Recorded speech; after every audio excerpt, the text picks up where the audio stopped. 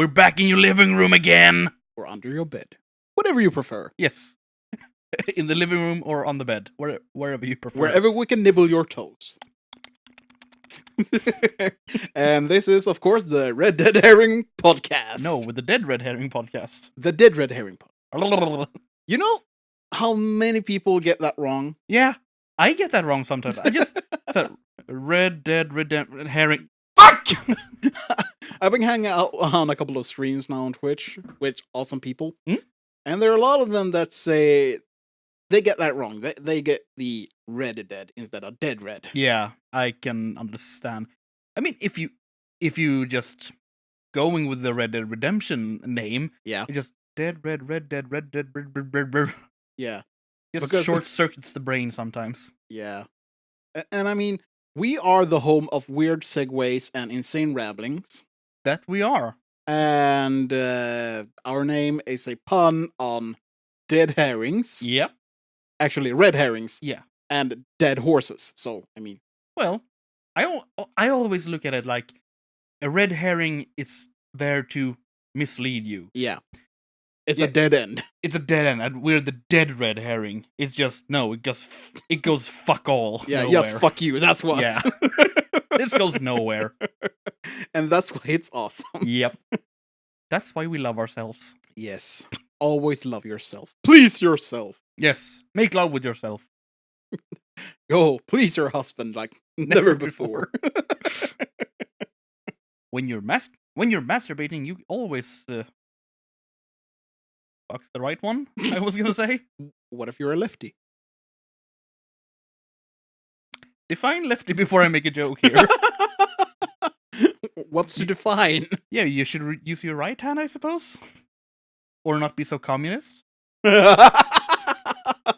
need to define this. So either it's a Nazi or it's a comic. God damn it!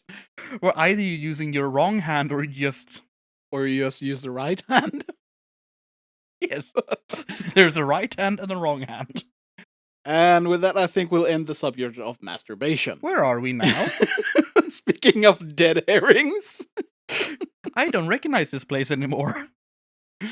Yeah.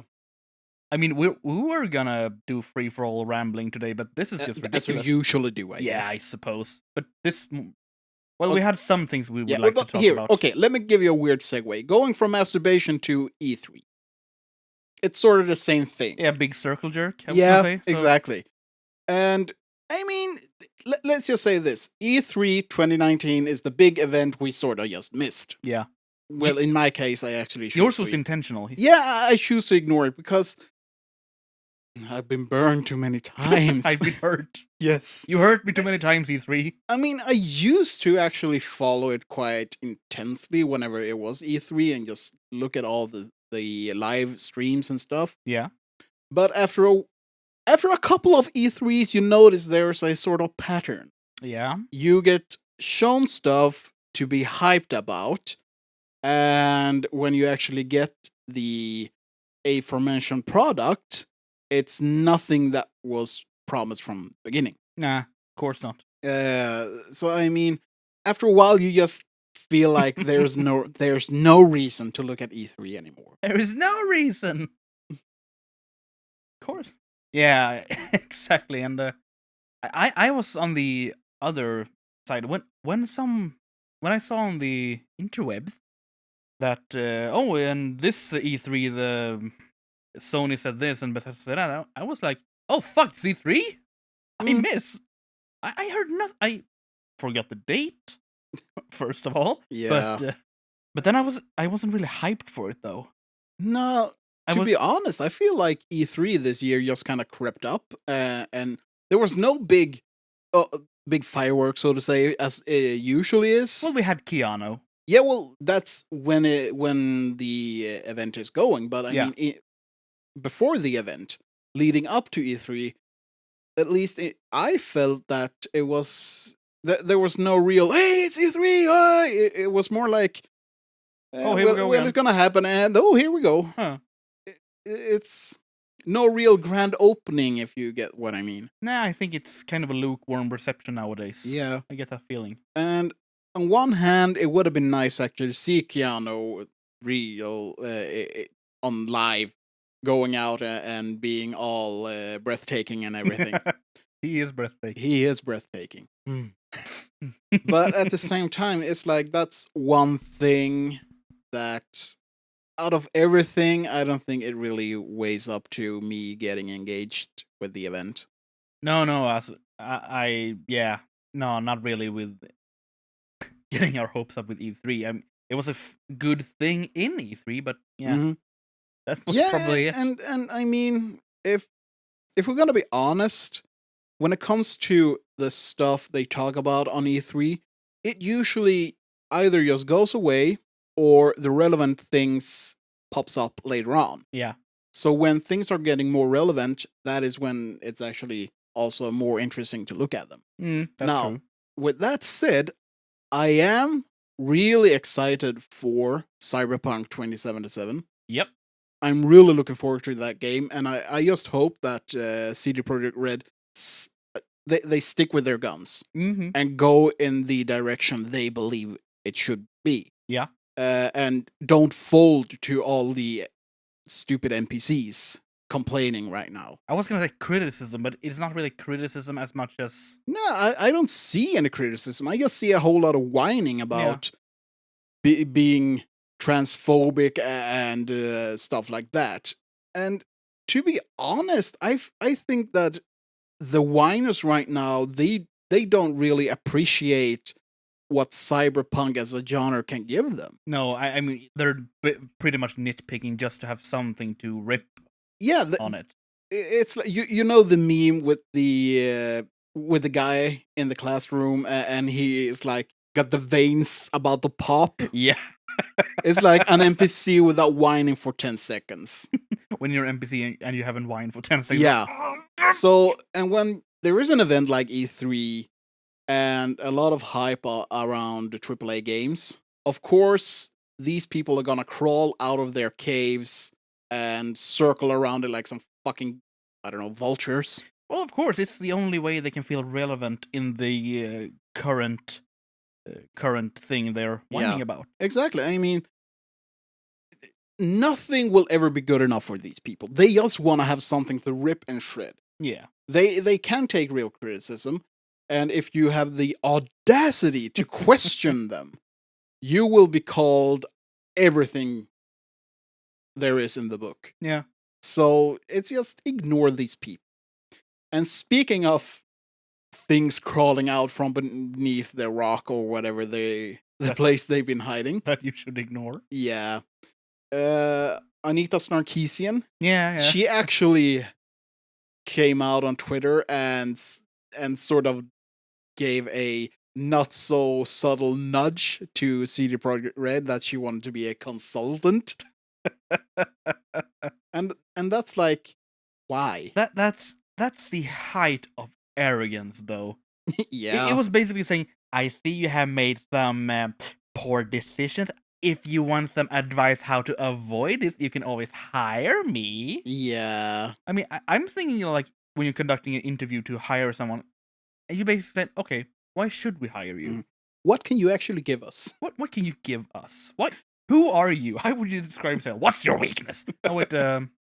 Actually, I think we can really summarize whatever it is, whatever kind of project that person ever engages in. We have quite the clear record that all of them go down. Yeah. How do you spell con artist? Anita. Snark. Snark.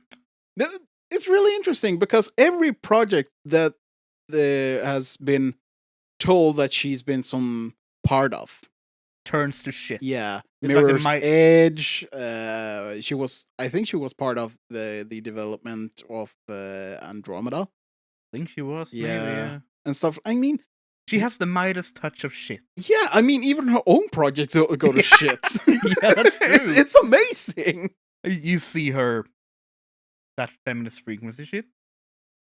I don't know if that still goes. I don't think it is. Well, maybe it is. I don't know. Yeah, maybe but she's been out of the limelight for so long that I was like, holy shit, she's still alive?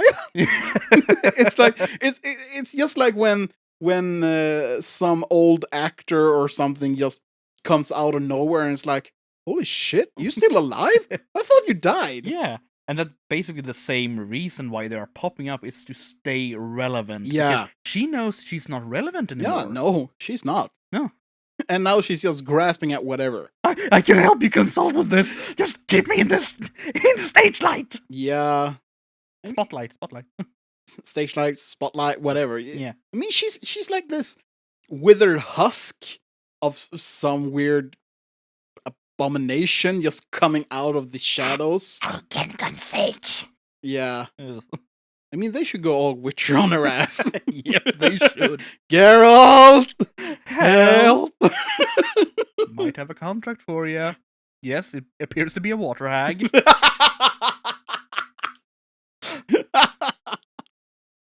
Oh dear. Yeah. And just everything else surrounding Cyberpunk 2077. I mean, there was some guy that he was offended about nudity in the game. Oh no. Yeah, and it's interesting because CD Projekt Red, they actually, I don't remember who it was that was talking about this, but they actually made a point about this, that within this world of cybernetics, yep, flesh or meat or the body, whatever you want to call it, it has become sort of, since everyone is more or less using cybernetics, having pure flesh, having your body untouched by cybernetics, it's sort of a weird thing. It's and in my opinion, it goes to the bottom of what the genre of cyberpunk is all about. It's this meeting between humanity, the human mind, the human body, and advanced technology. I mean, where's the limit? Where's the edge between going from being human into going into being a machine and stuff like this?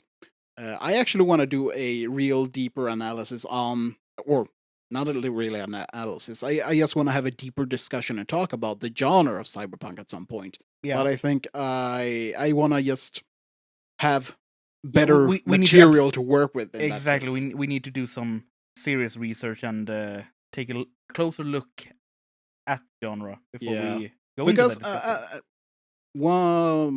2 years ago or something, I really did a deep dive into the genre and just listened to a whole lot of interviews, especially with William Gibson. Yeah. And just a whole lot of different stuff talking about the genre, where it came from, and whatever happened during its grand era.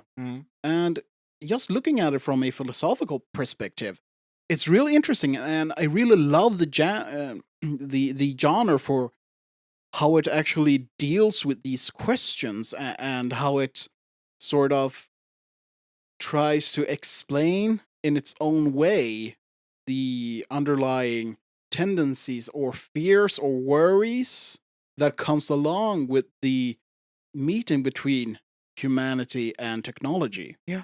At least in the way it was in the late 70s, early and mid 80s. Because of the real explosion of technological development that were in that age, it really, I mean, you went from a semi-analog society into a more or less fully digital society. Yeah. Just that shift and what it does and what it means to people. That, I mean, it was more or less a revolution, both of the mind and of society. Yeah. So that's why I want to do a deep dive. Yeah. Talk about it. Exactly. We need to go deeper in this. But yes, basically with the cyberpunk and technology, that flesh is weak. Or maybe flesh is strong. Flesh is weak. You're weak. But speaking of weak flesh, what are you gonna do with that? My weak flesh. It's not so weak anymore. Put that back. No. You've actually seen a kaiju movie. I did, actually. I was a couple of couple of days ago, about a week ago, I was away to see Godzilla, King of Monsters. Mm-hmm. And what's your opinion of that? Well, I'm not gonna say that the critics are wrong about this. That okay, maybe I should just state I like this movie.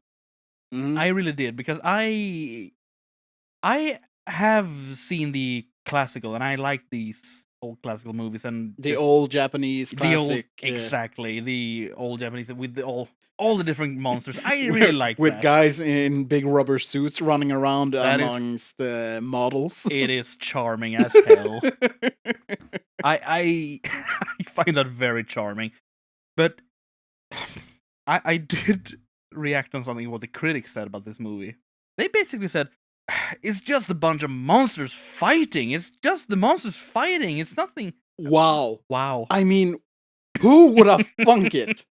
Monsters fighting in a kaiju movie. Yeah, exactly. I mean, big monsters fighting in a big monster movie? No. Why would they? Yeah. But yeah, I'm totally honestly the human actors and the lines they produce, yeah. That's really not why you're there. I'm telling you that because basically you're playing cliche bingo with that. But it didn't really affect me because that's, like I said, that's not why I was there. I was there to see Godzilla and Ghidorah duking it out. Yeah. In their new CGI glorious forms. Exactly. And I like that CGI form because when I think Godzilla CGI, a certain movie from 1998 springs to mind. Oh, you mean the real Godzilla? Get out of here. Filth. To Gulag. To Gulag with you. Oh. Yeah. Because what I like about these new Godzilla movies is I think they are giving the big titans really very much justice in their form and their strength and their sheer size. Mm-hmm. I think they have made a good version of it. Okay. So I can strongly recommend Godzilla King of Monsters and Godzilla from 2014. Although that was more human acting than there was Godzilla, so that. So you mean to say that King of Monsters is sort of the reverse of the first movie? Or where mirror image? In a sense, I would say that, yeah. So basically less humans, more monsters. Yeah. But that's what I like about the new one. Yeah, personally, I never really been into the big monster movie. Well, you are an uncultured swine, so sorry, go on. Oh, like your mother. Oh, dear Lord. Snap. No, I just it never really appealed to me, I guess. Mm. For some reason, it's just not something that gets me going. I mean, yeah, it's a big monster, and now they're fighting. Anyway, yeah, but I don't know. It's just never been a thing for me. Uh-huh. But well, I find it very charming, and it comes from the old movies that they are this vast amount of huge monsters fighting, and the different types, flavors, really of, and their own little abilities and all that, and that's why I really like to. And that's why I like this one, to see this in a new modern take, really. Because they are very cheesy in the old ones. But I do like that they are giving it some sort of worthy justice, this cheesiness in the new one. Because, yes, basically, yes, Ghidorah is a big golden Hydra thing spewing yellow electricity, really. In the old movies, that looks kind of funny sometimes. I do agree on that. But they do manage to portray Ghidorah very intimidatingly. That is a word now. I mean, they do put a sheer size in this goddamn monster, and they do make him very intimidating. So yeah, I think, and also you have y'all have seen the trailer. I might as well gonna say the different kinds of monsters duking out. You have Godzilla, Ghidorah, Rodan, and Mothra. Basically, you have these 4 ones, the main 4 monsters. Then there are some others in the in the background, but not important right now. See the movie. But you're sitting there thinking, okay, how the hell can they make a huge moth sort of badass and intimidating? Well, they manage. Yeah. It's kind of difficult to sit here and explain without sounding, they just manage it, people! But, yeah, I think when you give them the sheer size, speed, and power behind these monsters in a new modern form, you are sort of giving the visual or the idea of the monsters justice. That's what I think, and they are hinting very much at the King Kong is facing Godzilla. Before you say, how the hell are they gonna do that with a size difference? They have in Skull Island, Kong Skull Island, that movie from, what was it? 16? It's a movie with Tom Hiddleston, Stinky Cheese Larson, and some other characters. But what they do in this new King Kong movie, that they are tying it together with the so-called, I was gonna say monster universe, or kaiju universe, really, or Godzilla universe. So they are tying it together with all the other Godzilla, or all the other, the other 2 Godzilla movies, or at least one at that point in time. I'm just waiting for them to actually bind together with Transformers or some shit like that. Oh God, no! Please don't let that happen. We already have. I'm not gonna give them ideas. We already have Pacific Rim. Speaking of Pacific Rim, I did not get the hype for that movie. I still don't get the hype for that movie. Well, I think it's basically the same as for the Godzilla movies, that you have. I was talking about with my dad about this one, and we basically came to the conclusion that it is some sort of childish catharsis that you see a big monster and a big robot duking it out. You're not there for the drama or the deep conversations. No, fuck the drama. Or the existential discussions about what we do in the universe. You have a big robot and a big monster fighting. That's it. And that can be entertaining in itself. Yeah, I mean, don't get me wrong. I enjoy mechas. Yeah. I like mechas really much. I think it's an awesome concept with the big machines and stuff like that. But it is a mecha for inspiration. It's just that with Pacific Rim, I think what rubbed me the wrong way was the means of how they operate the machines. The split person. Exactly. Yeah. The 2-person sync thing. It's like, how the hell is that even logical?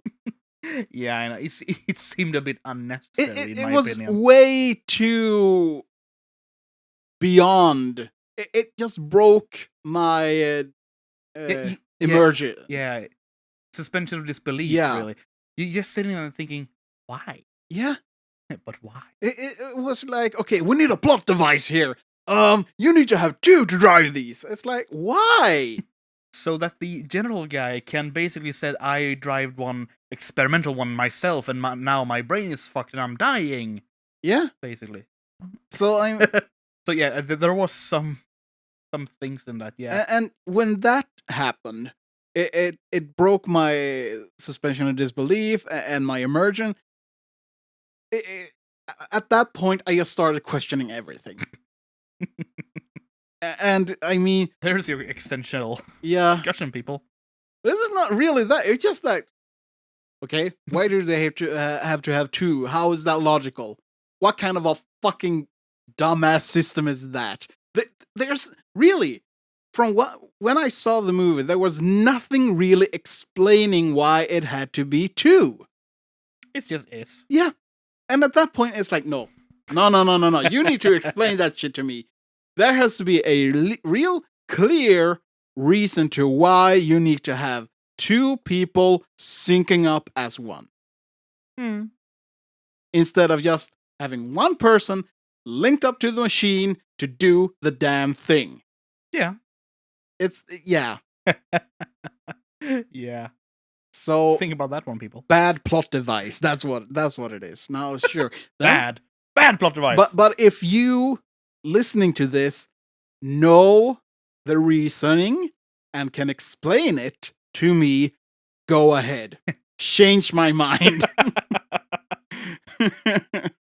So yeah. Here. And sort of, it's not the same as with the kaijus, but I mean, I think that Godzilla is a kick-ass character. Yeah, I wholeheartedly agree. But when it's just too big of a scale for me. I have nothing against big monsters and you mean everything the like that. physical scale of Godzilla in this one, or Yeah, well, all the monsters actually. I mean, sure, it's awesome with the big monsters out everywhere and stuff, but at some point, it's just I feel it's a bit too big.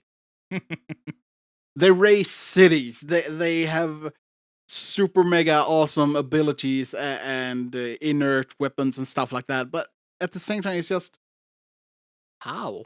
Why though? Yeah, they sort of explain that they existed on the planet when the planet was bombarded and basically a radioactive wasteland. So they learned to absorb and feed on that radiation, and then they grew stronger. Oh well, they were big and strong from the beginning, but they learned how to harness that power, Steven.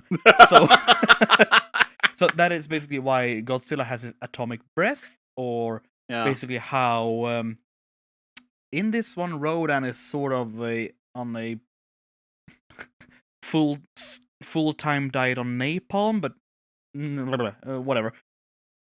He's burning. Yeah. So, and doesn't he like come up from a volcano? In this one, yeah. I think he is from the original. I need to check on the original one. So yeah, but I kind of cool, really. Yeah. I mean, not to spoil too much from the movie, but Ghidorah is basically manipulating the weather. Weather. Blah. My tongue is twisting.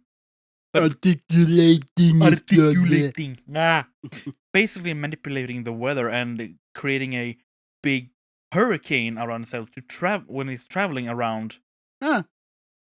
Basically using his energy manipulating beams and to make this big ass, because he's some sort of alpha great thing. Yeah. But yeah, I'm not spoiling too much of these. Just when it comes intricate to plot. the sizes, this gigantic things, I have an easier time with it if it is in space. Like, for example, let's say the Death Star. Yeah. I can buy that with the immense size and everything because it's in space. It's not really bound to any limitations when it comes to size of planet and stuff like that. I mean, I think that the whole project in itself would not be feasible if you look at real physics, but of course, screw physics. This is awesomeness. And but spaceships or creations and stuff like that in the emptiness of space. Yeah, I have a much easier time to just go with that than stuff on Earth, to say. Yeah. At least until a certain size of it. Yeah, of course. But I think you can apply what you said about that. Screw physics. This is awesome. Yeah, it is. And I'm thinking my own explanation why they need to be that big. And I think that they need to be that big to survive that harsh world they were living on before they went on, basically slept under the earth. Yeah. Well, actually, when it comes to this, I don't care about physics or I mean, I have the suspension of disbelief when it comes to kaijus. It's Yeah. just that kaijus as a thing Well, never sometimes it gets just too spoke to much, me. I suppose. Yeah, well, it never interested me that much with having them duking it out. Mm, It's like, yeah, well, they fight, they have their breaths and stuff and hurt each other, but then at the end, Godzilla is still king and protector of puny humans. So I'm yeah. nah. I think most of the what I like, and basically what I think works with these big monsters duking it out. If you had, say, unknown big ass monsters just fighting, I would sit there and be like, okay. Kind of awesome, but Mm. But I think this has some sort of almost nostalgic value because these are such famous big monsters you get to see made just there I go again, made justice. But when you have the 1998 version that did not do it justice. No, that was just bad. Yeah. Just so bad. Yeah. But when you have when you get to see this modern take on the old fight of these Mhm. old monsters, you get some sort of Yeah, woo! if you had some sort of connection to the old stuff, But as I understand it, I you totally get it that yeah. you enjoy the new things. Yeah. But I guess, as I understand it, you haven't really No, seen the no, old. exactly. I haven't really. Well, I've seen some of it, but I never really watched it. If you get what I mean. Yeah, The difference there. It's just, as I said, it never was my thing. Nah. So I think that's also why I don't really care. It's like I don't really care about King Kong. Hmm. I think I've seen the old movie from the 70s and all, but it's like, yeah, it was an okay movie, I guess, but nothing more than that. Yeah, I think that's all too. With that, it is some sort of famous old monster, a sort of classic, really, Yeah. because it's. Fun fact: the old King Kong movie was actually the first one that they used originally created music for. Really? One of the Or which old are we talking about now? when was it from? I mean the first one. The black and white. Yeah, exactly. The really old one. The original. That's really interesting that they actually have their if they have that as the point for original movie scores. Yeah. Meh. Yeah, from the 30s, the 33. From 1933. Because movies before that basically had they used existing music from other movies and famous scores from or famous pieces of classical music when they made the movie. But the creator of this movie said, "No, I want originally created for this movie, specifically for this movie." Ah. So that's a fun little trivia for you. Yeah, it is. I did not know that. I learned about this until recently when I was at a concert of movie music and all that. Huh? That's fun. But what was we talking about before that? Kaijus, King Kong. size, stuff like that.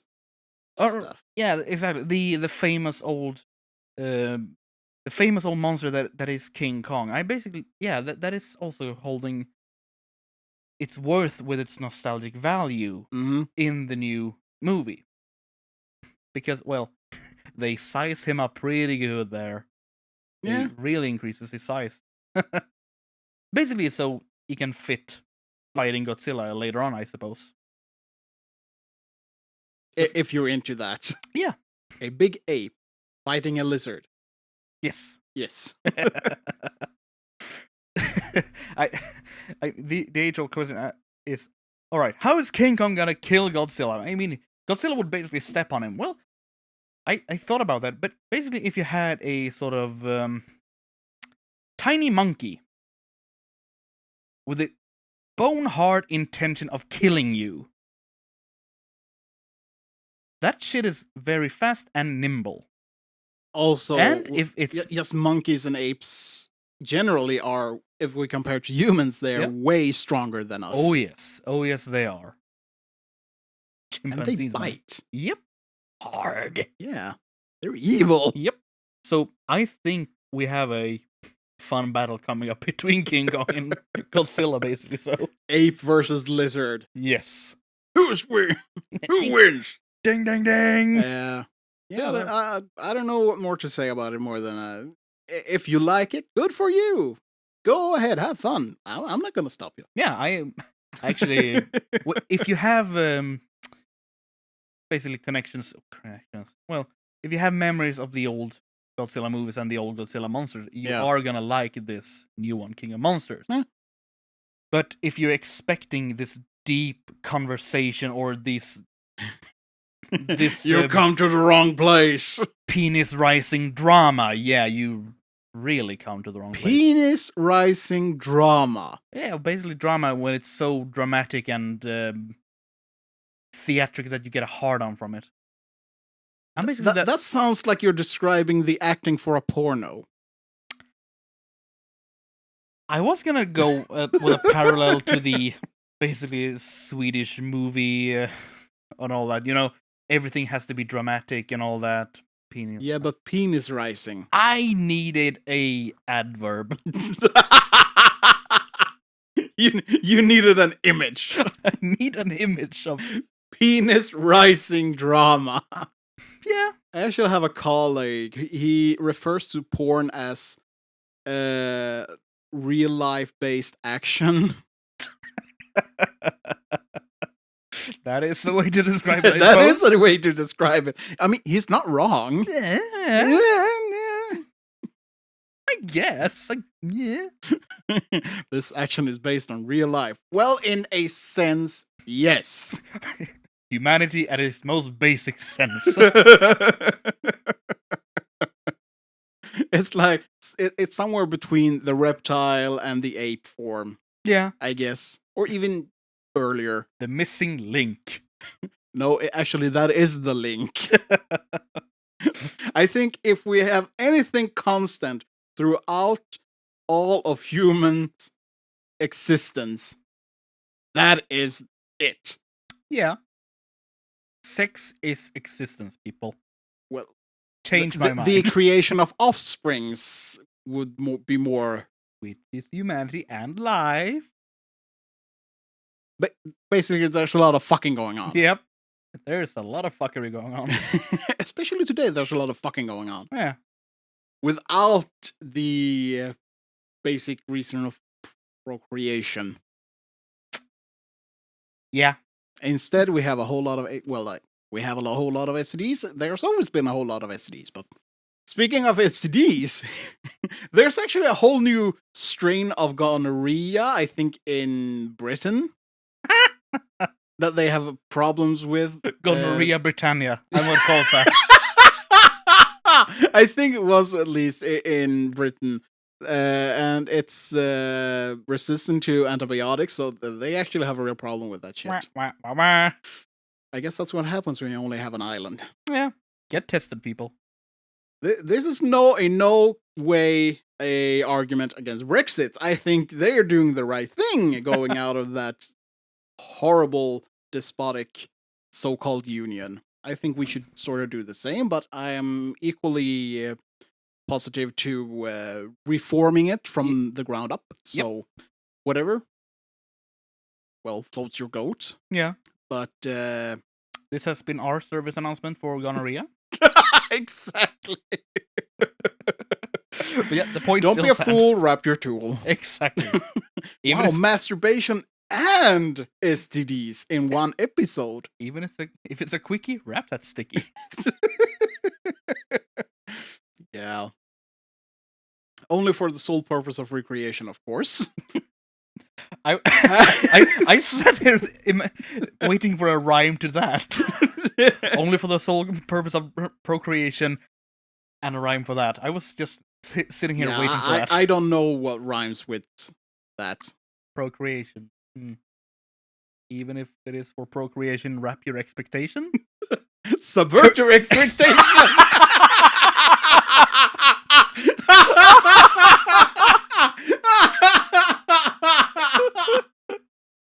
I don't think we can get more than that now. So the quote of the day is, even if it is for Fuck! yeah, exactly. Even if it is for procreation, subvert your expectation. It doesn't even rhyme, but what the hell? It doesn't even rhyme. What the hell? Oh god. This is the insane rambling we're talking about. Yeah, it's a lot of minutes in and we're just, okay. Oh, hey, what the fuck is going on? I'm getting low oxygen to the brain. Ramblings. But we shouldn't have a problem with oxygen. I mean, windows open, there's a good flow of air. It is hot, though. It is warm. It is. I mean, it's summer in Sweden, and it's not even raining. What is this? Well, it will still be midsummer. Expect rain. Yeah. And cold. Expectations subverted. Ah! Yeah, let's actually talk a bit about that. There is this image about the Swedish summer. Yeah. Y'all people think that the weather in Britain is bad. Swedish summer is worse. At least they are consistent with their gray, cold, and all in all bleak weather. Yeah. We can get snow in the middle of summer. Yep. Think about that, people. It's not that it happens often, but it is known to happen. So, I mean, it can be Midsummers, and we celebrate Midsummers in the end of... late June. Yeah, in the end of June.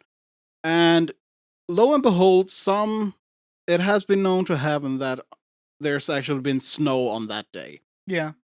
I mean, this should be the high point of summer. So, well, I do remember one midsummer we had rain plus 6 degrees Celsius and overall cloudy. It sounds like a typical Swedish summer day. It was the same weather at Christmas before the Christmas before that. Yeah, that's also known to happen. So yeah, we had the same weather on Midsummer that we had on Christmas. I just love how weather in Sweden is like... It is optional. I was gonna do a remark here that might offend people.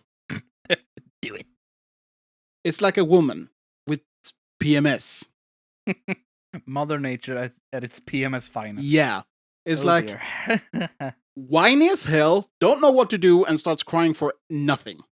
Or raging. Or both. Or just super happy. It's like you never know what the fuck to expect. It's fun. Yeah, you just dig a trench or a foxhole, jump in, helms on, load your gun, and wait. Soon this whole harrowing experience will be over. Usually take between 3 days and 2 weeks. So... hold tight. Yep. And now we're talking about the weather. Yeah. But that's fun. But, I mean, lately we've been having really good summers. Well, last summer we had drought. Yeah. And last time actually that happened was back in 92. It was the same kind of summer. Really dry, hard for farmers, stuff like that. So, yeah. I mean, it's nothing new. And it's been happening many times before that. So, yeah. That's why I keep saying we need to burn the Gävlebocken. Gävlebocken. We need to give nature its sacrifice.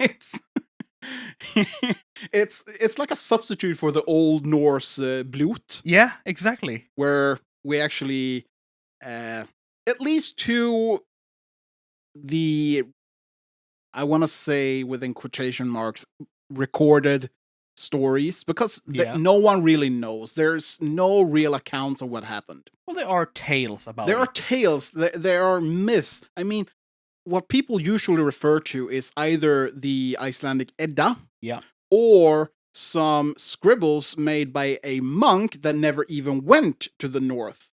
He stayed like in northern Germany, what is now northern Germany, and peered over the ocean. No, actually, he talked to people that had heard from others what happened up here. So it's all hearsay. We don't know for sure, which is kind of sad because Yeah. That's our heritage, people. Hmm. But according to the myths and all, it's supposed that there was this tradition of blut, where you took and sacrificed people to please the Norse gods. Yeah. And you have the midwinter's blut. Yep. And I'm not sure. Winter solstice, I think. Yeah, around the solstice. And as also when it comes to Midsummer, Swedish Midsummer is actually just a continuation of old Norse pagan, so to say, traditions. Yeah. You know, we have this big pole, Midsommar, we Yep. call it. It's a big phallus. Yeah. It's a penis penetrating the earth. Yep. You can't get more patriarchal than that. I love it. And then you have people, young and old, jumping around it like weird stuff, singing små grodorna, and doing stuff like that. Yeah. But we're sane up here. Yeah. There's no problem with us! It's problem with you, damn it. Yeah. No, but basically around Easter, Mhm. around the last of April, 1st of May, we're building huge pyres, really. Yep. To celebrate the end of winter and welcoming spring. Yeah. In Germany, that is called Walpurgisnacht. All right. And we call it Valborgsmässoafton. Yep. Yeah. And also, we should really make like traveling videos about Sweden. Come and visit. Yeah, actually, we should. That would be Hire us, fun. damn it. And also, not to forget, the last of April, Sista April. That's true. That's actually a big holiday for at least a lot of university students. That's true. That's true. At least at the universities that count. Mainly Lund. Mainly. You could, if needed, we could pull Uppsala into this as well, but... if necessary. If necessary, yeah. We don't need to talk about that. Nah. But usually what happens at Sista April, last of April, is that all the university students gather around and drink a whole lot of booze and have a good time. You know, because they can. Basically, university students at large. At large. But this time, it's a holiday for them. Yes. I mean, you even get the day off to do that. But there is no such thing as a day off when it comes to university. It always comes down to studying at home, so to say. Oh. You're not free. You just don't have any lectures today. You still need to read. Clutch, clutch, clutch. Yeah. Clutch goes the whip. But I mean, I have some fond memories of the university life. So Fondling memory, yeah. Fun. Yes. Yes. What else kind of weird traditions do we have in this country? I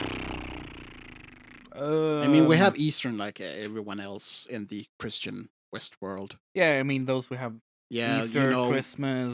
bunnies and eggs. Yeah. And the eggs is actually part of the old fertility ritual, so... Yes, actually. I have no idea where the bunny comes in through this, though.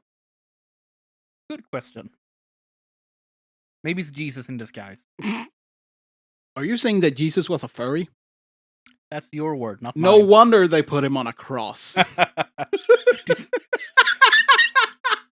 Roses are red, his death was a big loss. Degenerates like you belong on a cross. Yeah. I think, yeah. As someone once said, så kan det gå, snickarjävel. You have to look that one up yourself. Yep. This will be the your Swedish phrase for the day to learn. Yes. Yeah. I'll say it once again. Så kan det gå, snickarjävel. You need to figure out what letters you need to change for that one. It's popular at family gatherings, so... Yeah. Yeah, especially at church as well. Oh, yeah. Yeah. Toads. Totally. Say it to friends and family. Spread the word. Ask your local pastor or reverend. Refer to the guy on the cross as snickarjävel. It'll work out perfectly. That is a good word for him, actually. Yeah, exactly. Yeah. So, you think we had enough insane ramblings for this time? I think so. I think the audience have also. Nah, they're never good enough of us. I basically say like the Ludovico method, just strapping down, eyes up, and just listening to our insane rambling. They will never have enough. Instead of Beethoven, it's us. They would never have enough of us, whether they like it or not. Oh, that's awesome. Yep. Yep, indeed. Yeah. And as per usual, you can find all of our stuff on the various podcast sites available all around the interwebs. Yep. And of course on YouTube. Yes, we will add some additional little creations. We do Let's Plays and all that. And we do live streams. That we do. Nowadays, we do the live streams on Twitch, so yeah. But they will sooner or later show up on YouTube from there also. Yeah. But mainly, we are streaming from Twitch. Yeah. So. And you can also find our videos on BitChute now. That's true. We're in the process of uploading all our stuff, but yeah. We need to search the archives for the old stuff. Be patient. Be patient. And if you want to get in contact with us for whatever reason, there's a carrier pigeon to your house at any moment. Yeah. We don't use owls. Owls are heretical. Yeah. Good old pigeons. But you can always get in touch with us on Twitter. The handle is at DRH Podcast. Yes. And you can always send a mail. Mm-hmm. Address is dead.red.herring@gmail.com. Yeah. And yeah, I think that's it. That about covers it. Yeah. Like your insurance. It covers it. But only that. But only so much. So, yeah. Yes, I thank everybody for listening. I hope you've had a good time. I know we did. Yep. Oh, yes, we did. And we'll be back on a later date with more insane ramblings. When you least expect it. Yeah, I hope you will join us then as well. When you expect it, whether you like it or not. We'll be there, like a bad rash. Yes. Or a proctology exam. Gloves on. Take a deep breath. So, yeah, and with that, I'm going to say thank you and have a good time. Have a good time. Bye now.